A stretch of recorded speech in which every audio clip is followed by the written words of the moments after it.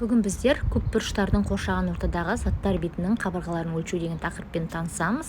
Бүгінгі оқу мақсатымыз көпбұрыштардың және қоршаған ортадағы заттар бетінің қабырғаларын өлшеуді, олардың периметрін табуды үйренетін боламыз.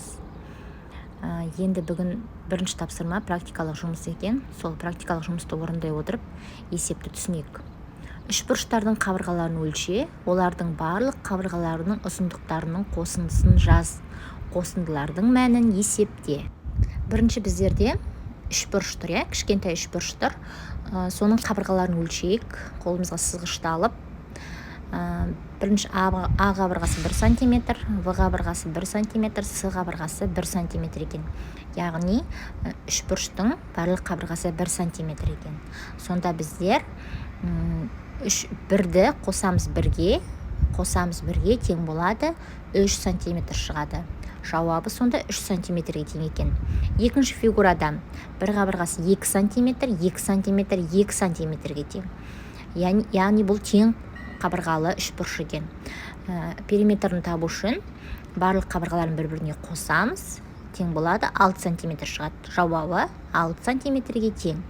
Келесі үшбұрыштың бір қабырғасы 5 сантиметр, В қабырғасы 4 сантиметр, С қабырғасы 4 сантиметр. Сонда біздер периметр табу үшін барлық қабырғаларын қосамыз. 5 қосу 4 тең болады 13 сантиметрге тең. Жауабы 13 сантиметр.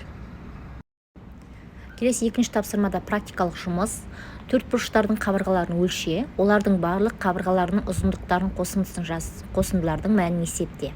Біздерге бірінші беріп тұрған тік төртбұрыш.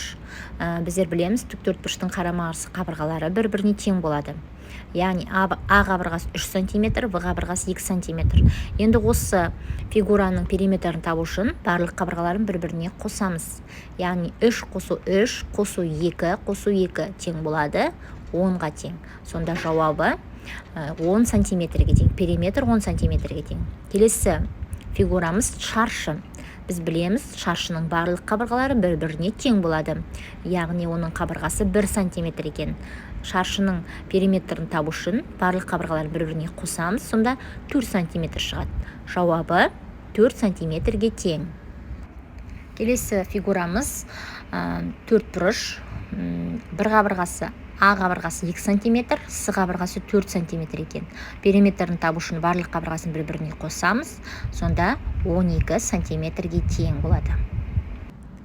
Енді үшінші тапсырма практикалық жұмыс. Алдарыңыздағы математика кітапты алып, сызғышпен кітаптың ұзындығымен ені өлшейік. Ұзындығы бізде 25 сантиметрге, ені 17 сантиметрге тең екен. Енді біздер периметрін табу үшін барлық қабырғаларын бір-біріне қосамыз. Сонда біздерде 84 сантиметр шығады. Жауабы периметрі 84 сантиметрге тең екен. Келесі, кез келген көпбұрыштың периметрі осы көпбұрыштардың барлық қабырғаларының ұзындықтарының қосындысы. Математикада периметр латынның П әрпімен белгіленеді екен.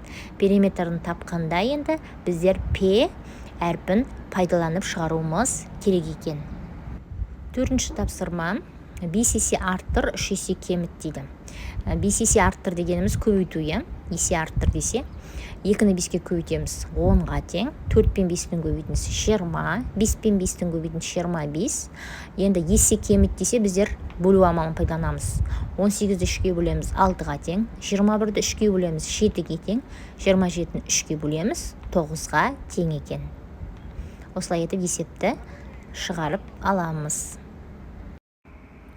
Келесі теңдеуді шеш.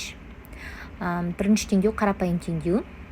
Қарапайым теңдеудің мәні x тең 2-ге тең болады. Енді теңдеуді өзіміз шығара аламыз. Келесі күрделі теңдеу. Белгісіз бөлігін жазып қоямыз теңдеудің. Және де екінші бөлігін тауып аламыз. Біздерде теңдеудің мәні 73-ге тең болады.